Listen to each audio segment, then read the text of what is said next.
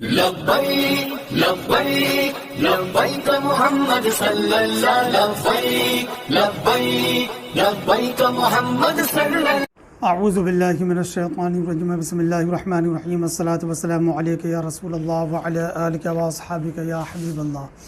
محترم سامعین، السلام علیکم ورحمۃ اللہ وبرکاتہ. اللہ تبارک و تعالیٰ کی توفیق سے آج میں صدقہ فطر کے مسائل کو لے کر حاضر خدمت ہوں. صدقہ فطر میں چند باتوں کا جاننا ضروری ہے. نمبر 1، صدقہ فطر کو کیوں واجب کیا گیا. نمبر 2، صدقہ فطر کس پر واجب ہے. نمبر 3، صدقہ فطر جس پر واجب ہے اس پر اور کن لوگوں کا نکالنا واجب ہے. نمبر 4، صدقہ فطر کی مقدار کیا ہے اور ایک صدقہ فطر کتنا ہوگا. نمبر 5، صدقہ فطر کس کو دی جائے اور کون لینے کے مستحق ہیں. تو صدقہ فطر میں یہ تمام باتوں کا جاننا ضروری ہے. بعض ہمارے بھائی سوچتے ہیں کہ ہم 2 منٹ میں ہر وہ بات سمجھ لیں، تو ایسا ممکن نہیں ہے. علم دین سیکھنے سکھانے کے لیے کافی وقت درکار ہوتا ہے، تبھی کسی نتیجے پر پہنچتے ہیں.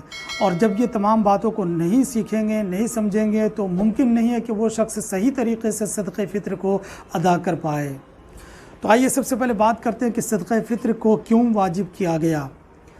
تو صدقہ فطر کو کیوں واجب کیا گیا یہ تو ہمارے لیے جاننا ضروری نہیں ہے. مسلمان کو یہ سمجھنے اور جاننے کی ضرورت نہیں ہے کہ اللہ اس کے رسول نے ہم پر کسی چیز کو فرض واجب کیوں کر دیا. اس کے پیچھے ہم حکمت جانیں، وجہ جانیں، کارن جانیں، تب اس پر ہم عمل کریں، ایسا نہیں ہے. ہمارے لیے صرف اتنا جاننا کافی ہے، ضروری ہے کہ اللہ اس کے رسول نے جو کچھ بھی ہم پر فرض و واجب کر دیا ہم اس پر عمل کریں. اب جو ظاہری طور پر جو بات سمجھ میں آتی ہے وہ یہ کہ حضرت ابن عباس رضی اللہ تعالی عنہما بیان کرتے ہیں کہ حضور نبی اکرم صلی اللہ تعالی علیہ وسلم نے صدقہ فطر اس لیے مقرر فرمایا تاکہ لغو اور بیہودہ کلام سے روزہ کی طہارت ہو جائے اور دوسری طرف مساکین کے لیے خوراک ہو جائے. پہلی وجہ جو یہ ہے کہ جو روزہ کی حالت میں جو نازیبہ کلمات کہہ دیتے ہیں، کوئی ایسی بات کہہ دیتے ہیں یا ایسا کام کر دیتے ہیں جس سے روزہ میں نقص آ جائے، خرابی آ جائے، تو حدیث پاک میں اللہ کے رسول نے فرمایا کہ روزہ کی طہارت ہو جائے، روزہ اس کا پاک و ستھرا ہو جائے. اور دوسرا یہ کہ مساکین کے لیے خوراک ہو جائے، اس کی ضرورت پوری ہو جائے. اور ایک حدیث پاک میں یہ ذکر کیا گیا کہ حضور صلی اللہ تعالیٰ علیہ وسلم نے فرمایا کہ اس بندے کا روزہ زمین و آسمان کے درمیان معلق رہتا ہے جب تک وہ صدقہ فطر ادا نہ کر دے. تو لہٰذا صدقہ فطر تو صرف مالک نصاب پر واجب ہے. اگر وہ مالک نصاب ادا نہ کرے تو صرف اسی کا روزہ معلق رہ سکتا ہے. جس پر صدقہ فطر واجب ہی نہیں اس کا روزہ کیوں معلق رہے گا. بلا شبہ اس کا روزہ بارگاہ رب میں مقبول ہو جائے گا، لیکن جو مالک نصاب ہے جس پر صدقہ فطر واجب ہے وہ لوگ اگر صدقہ فطر ادا نہ کرے تو ان کا روزہ ضرور زمین و آسمان کے درمیان معلق رہے گا، رکا رہے گا.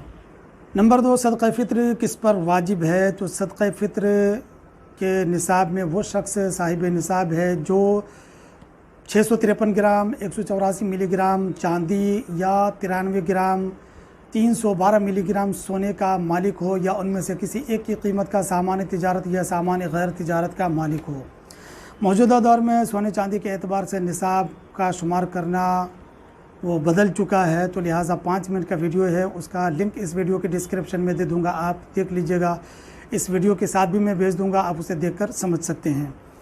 تو جو 653 گرام 184 ملی گرام چاندی کا یا 53 گرام 312 ملی گرام سونے کا مالک ہو، یا ان میں سے کسی ایک کی قیمت کا سامان تجارت یا سامان غیر تجارت کا مالک ہو. مثال کے طور پہ کوئی چیز اس کے پاس بیچنے کے لیے ہو جس کی قیمت 693 گرام 184 ملی گرام چاندی کی قیمت کے برابر ہو جائے. مثال کے طور پہ چاندی کی قیمت آج 19 اپریل 2022 میں 70 روپے گرام 1 گرام چاندی کا ہے. تو 653 گرام کے چاندی کی قیمت ہوتی ہے 45,710 روپے، اور ملی گرام بھی آپ شامل کر لیں، زیادہ سے زیادہ 45,800 روپے ہو سکتے، اس سے زیادہ نہیں ہو سکتا ہے. تو 45,800 روپے کا وہ مالک ہو، یا اس کے پاس کوئی چیز بیچنے کے لیے ہو یا کیش پیسے ہو. ایک چیز اس میں اور شامل کرنا ہوگا، سامان غیر تجارت. سامان غیر تجارت میں وہ چیزیں ہیں جس کو ہم استعمال نہیں کرتے ہیں، نہ اس کو ہم نے بیچنے کے لیے رکھا ہے. تو ہمارے گھروں میں پہلے کے دور میں برتن وغیرہ ہوتے تھے جو استعمال نہیں ہوتے تھے، بہت کم ہوتے تھے استعمال، ایک دو بار استعمال کر دیا پھر سالوں تک رکھے ہوتے تھے، تو پھر اس کو شامل کرنا ہوگا۔ اور یہ کہ موجودہ دور میں ہمارے گھروں میں بہت سی چیزیں سجاوٹ کے لیے ہوتی ہے، اگر وہ سجاوٹ کی چیزیں اتنی مہنگی ہے جس کو شامل کرنے کے بعد 653 گرام 184 ملی گرام چاندی کی قیمت کے برابر ہو جائے، اس میں ایک چیز اور شامل کرنا ہوگا کہ موجودہ دور میں جو لوگ شادی کے جوڑے سلاتے ہیں تو شادی کے جوڑے بھی کافی مہنگے ہوتے ہیں، 5,000 10,000 بس سے، بلکہ اس سے بھی کہیں زیادہ مہنگے ہوتے ہیں، تو اسے بھی شامل کرنا ہوگا۔ تو میں نے اس حوالے سے مفتی اکمل صاحب کا بیان سنا تھا، اس حوالے سے مدنی دارالافتاء دعوت اسلامی کا ایک میں نے بیان سنا تھا جو موبائل کے حوالے سے ذکر کیا تھا کہ اگر کسی کے پاس ایکسٹرا موبائل ہے جس کو یوز نہیں کرتا ہے اس کو بھی سامان غیر تجارت میں شامل کرنا ہوگا۔ تو لہٰذا اگر کسی کے پاس سونا ہے، چاندی ہے، کیش پیسے ہے، یا کوئی چیز بیچنے کے لیے ہے، یا اس کے پاس حاجت اصلیہ سے فارغ زائد یہ تمام چیزیں ہیں، برتن وغیرہ ہیں، سجاوٹ کی چیزیں ہیں، خواہ وہ لباس ہو، یہ تمام چیزوں کو شامل کیا جائے۔ یہ تمام چیزوں کو ملانے کے بعد اب دیکھا جائے کہ اس کی قیمت کتنی ہوتی ہے۔ اگر اس کی قیمت 653 گرام 184 ملی گرام چاندی کی قیمت کے برابر ہو جائے، مثال کے طور پہ 45,800 قیمت کے برابر ہو جائے، تو پھر وہ شخص صدقہ فطر میں صاحب نصاب ہے، اس پر صدقہ فطر واجب ہے، اسے صدقہ فطر نکالنا ہوگا۔ جو مالک نصاب نہیں ہے اگر وہ نکالنا چاہے تو وہ بھی نکال سکتے، اس میں کوئی حرج کی بات نہیں ہے۔ صدقہ فطر کی مقدار کیا ہے وہ ابھی ہم بات کریں گے اس پر۔ نمبر 3، صدقہ فطر جس پر واجب ہے اس پر کن کن لوگوں کا نکالنا واجب ہے۔ تو صدقہ فطر کے لیے جو میں نے نصاب ذکر کیا تھا، جو مالک نصاب ہے اسی پر صدقہ فطر اپنا واجب ہے، اور اپنے نابالغ بچوں کا صدقہ فطر نکالنا اس پر واجب ہے، اور اس پر کسی کا نکالنا واجب نہیں، بیوے کا نہیں ہے، بالغ بچوں کا نکالنا اس پر واجب نہیں ہے۔ اگر ان کو بتا کر ان کی اجازت سے نکال دے تو کوئی حرج کی بات نہیں، لیکن بات وجوب کی کر رہا ہوں کہ اس پر واجب نہیں ہے، اگر نہ نکالے تو وہ شخص گناہگار نہیں ہوگا۔ لہٰذا اگر جس کا صدقہ فطر نکال رہے ہیں اگر اس کے پاس مال ہے تو ان کے مال سے صدقہ فطر نکالا جائے تو یہ افضل و اولیٰ ہے۔ صدقہ فطر واجب ہونے کے لیے روزہ رکھنا شرط نہیں ہے۔ اگر کسی عذر مثلا سفر، مرض یا بڑھاپے کی وجہ سے یا معاذ اللہ بلا عذر روزہ نہ رکھا جب بھی واجب ہے۔ اگر باپ غریب ہو یا مر گیا ہو تو دادا پر اپنے غریب یتیم پوتے پوتی کی طرف سے صدقہ فطر دینا واجب ہے، جبکہ دادا صاحب نصاب ہو۔ نمبر 4، صدقہ فطر کی مقدار کیا ہے اور ایک صدقہ فطر کتنا ہوگا؟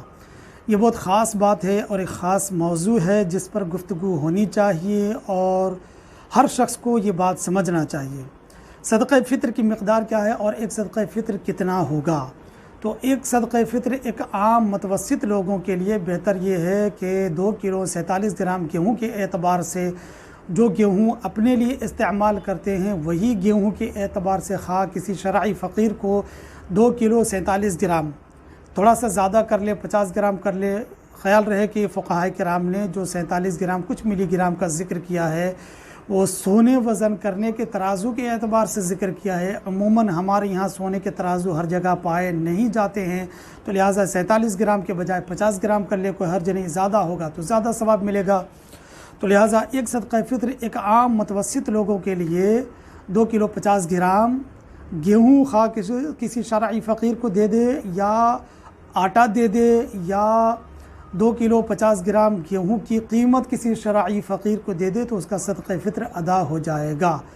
تو لہٰذا صدقہ فطر میں قیمت دینا افضل و اولیٰ ہے، لیکن جس کو اللہ نے مال میں وسعت دی ہے، بہت زیادہ فراخی دی ہے، تو وہ اپنی حیثیت کے مطابق نکالے تو بہت بہتر ہے۔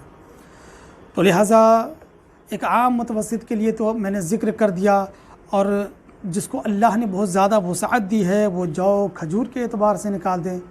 موجودہ دور میں ہر عام و خاص گیہوں کے اعتبار سے نکال رہے ہیں۔ یہ بہت افسوس کی بات ہے کہ حدیث پاک کی حکمت پر عمل نہیں کرتے ہیں اور ہر عام و خاص آج جو ہے گیہوں کے اعتبار سے نکال رہے ہیں۔ کوئی کسی کو اللہ نے مال میں بہت زیادہ وسعت دی ہے تو وہ بھی گیہوں کے اعتبار سے نکال رہے ہیں، جو متوسط طبقے کے لوگ ہیں وہ لوگ بھی گیہوں کے اعتبار سے نکال رہے ہیں۔ تو لہٰذا نکالنا صدقہ فطر ہر انسان کو اپنی حیثیت کے مطابق چاہیے۔ حضور نبی اکرم صلی اللہ تعالیٰ علیہ وسلم نے فرمایا کہ هذه الصدقۃ صاع من تمر او شعیر او نصف صاع من قمح۔ حضور نے فرمایا کہ ہر بڑا چھوٹا ایک کی طرف سے 1 صاع کھجور یا جو یا نصف صاع گیہوں۔ تو جہاں پر حضور صلی اللہ تعالیٰ علیہ وسلم نے گیہوں کا ذکر فرمایا وہیں پر جو اور کھجور کا بھی تو ذکر فرمایا، تو لہٰذا جو اور کھجور کے اعتبار سے بھی نکالنا چاہیے۔ بہار شریعت اٹھا کر دیکھیں، فقہ کی کتابوں کو اٹھا کر دیکھیں، علماء نے ذکر کیا، اپنی کتابوں میں لکھا ہے، منقع کا بھی ذکر کیا ہے، کھجور کا بھی ذکر کیا ہے، کشمش کا بھی ذکر کیا ہے، جو کا بھی ذکر کیا ہے۔ تو لہٰذا اگر گیہوں کے اعتبار سے نکالا جائے تو نصف صاع، اور جو کھجور منقع کشمش وغیرہ کے اعتبار سے نکالا جائے تو 4 کلو 94 گرام، تو 94 گرام کے بجائے 100 گرام کر لیں جیسا کہ میں نے پہلے بتایا۔ تو 4 کلو اگر جو کھجور منقع کشمش ان تمام چیزوں کے اعتبار سے نکالا جائے تو 4 کلو 100 گرام۔ اب جس علاقے میں آپ رہتے ہوں اپنے علاقے میں معلوم کر لے کہ اس کی قیمت کیا ہوگی۔ 4 کلو جو کھجور منقع یا کشمش یا چاول کے اعتبار سے بھی نکال سکتے ہیں، کوئی حرج کی بات نہیں ہے۔ تو جو بھی قیمت ہوگی آپ اس قیمت کو نکال لیں اور کسی شرعی فقیر کو دے دیں، لیکن نکالنا ہر انسان کو اپنی حیثیت کے مطابق چاہیے۔ جو وہ استعمال کرتا ہے اپنے لیے جو بہتر سمجھتا ہے اسی کے مطابق نکالنا بہتر افضل اولا ہے۔ قرآن مجید میں اللہ تبارک و تعالی ارشاد فرماتا لن تنالوا البر حتى تنفقوا مما تحبون، اور تم ہرگز نیکی حاصل نہیں کر سکتے حتیٰ کہ اس چیز کو خرچ کرو جو تم اپنے لیے پسند کرتے ہو۔ تو لہٰذا اگر ہم سے کوئی پوچھے کہ آپ کس چیز کو پسند کرتے ہیں تو ظاہر بات ہے کہ ہم مہنگی قیمت والی چیز کو پسند کریں گے، جو مہنگی قیمت میں بھی ہو، سامان بھی اچھا ہو، اس چیز کو اپنے لیے پسند کریں گے۔ تو لہٰذا جب دینے کی باری آتی ہے تو ہر عام و خاص جو ہے وہ گیہوں کے اعتبار سے نکال رہے ہیں، تو یہ ایسا نہیں ہونا چاہیے۔ اب ہر جس کو اللہ نے بہت زیادہ وسعت دی ہے، اگر وہ کروڑ پتی ہے اور اس کے کروڑوں روپے میں سے 60-70 روپے نکل جائیں گے تو اس کے مال میں سے کون سا فرق پڑ جائے گا؟ یا کسی غریب کو اگر 60-70 روپے دے دی جائے تو اس کے لیے 60-70 روپے میں کون سی ضرورت اس کی پوری ہو جائے گی؟ تو لہٰذا ہر انسان کو صدقہ فطر اپنی حیثیت کے مطابق نکالنا چاہیے۔ ایک مقام پر قرآن مجید میں اللہ تعالیٰ فرماتا یا ایھا الذین آمنوا انفقوا من طیبات ما کسبتم ومما اخرجنا لکم من الارض ولا تیمموا الخبیث منہ تنفقون ولستم آخذین، اور اے ایمان والو اللہ کی راہ میں قابل استعمال چیز دینے کا قصد کرو، ایسی چیز دینے کا قصد و ارادہ نہ کرو جو تم خود آنکھ بند کر کے بھی لینے والے نہیں ہو۔ تو لہٰذا جب ہم دینے کی باری آتی ہے تو ادنا چیز ہم اختیار کرتے ہیں، اور جب لینے کی باری آتی ہے تو ہم افضل و اعلیٰ چیز کو پسند کرتے ہیں۔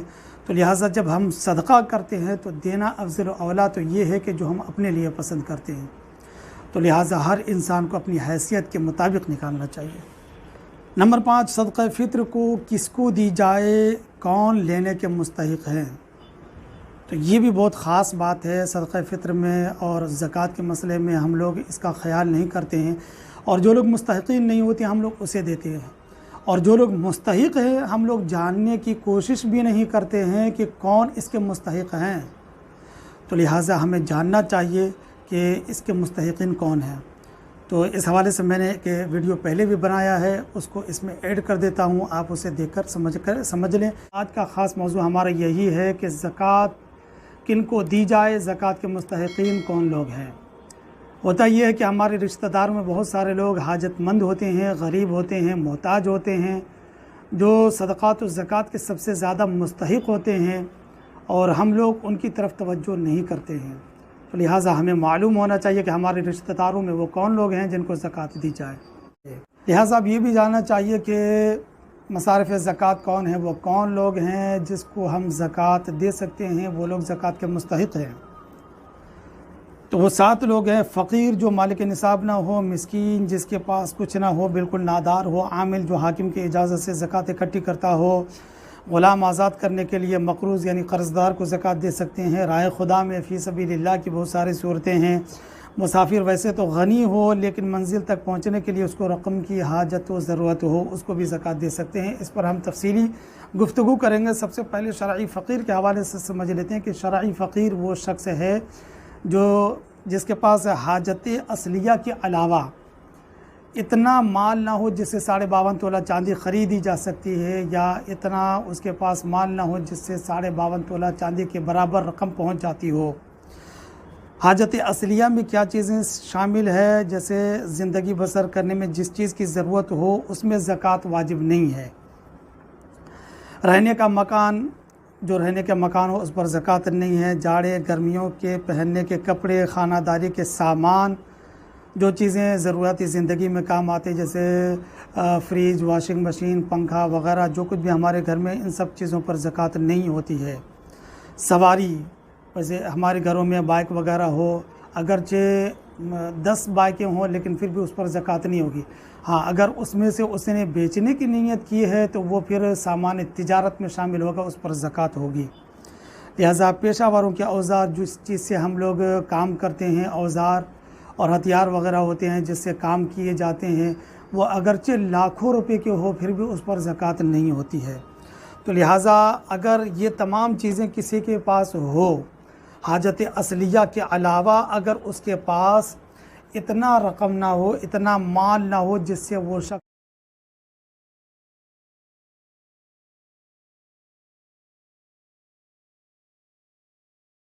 سکے، تو پھر وہ شخص شرعی فقیر ہے، اس کو زکوٰۃ دی جا سکتی ہے۔ ہمارے معاشرے میں، ہمارے رشتہ داروں میں، محلوں میں بہت سارے لوگ ایسے ملیں گے جو شرعی فقیر ہوں گے۔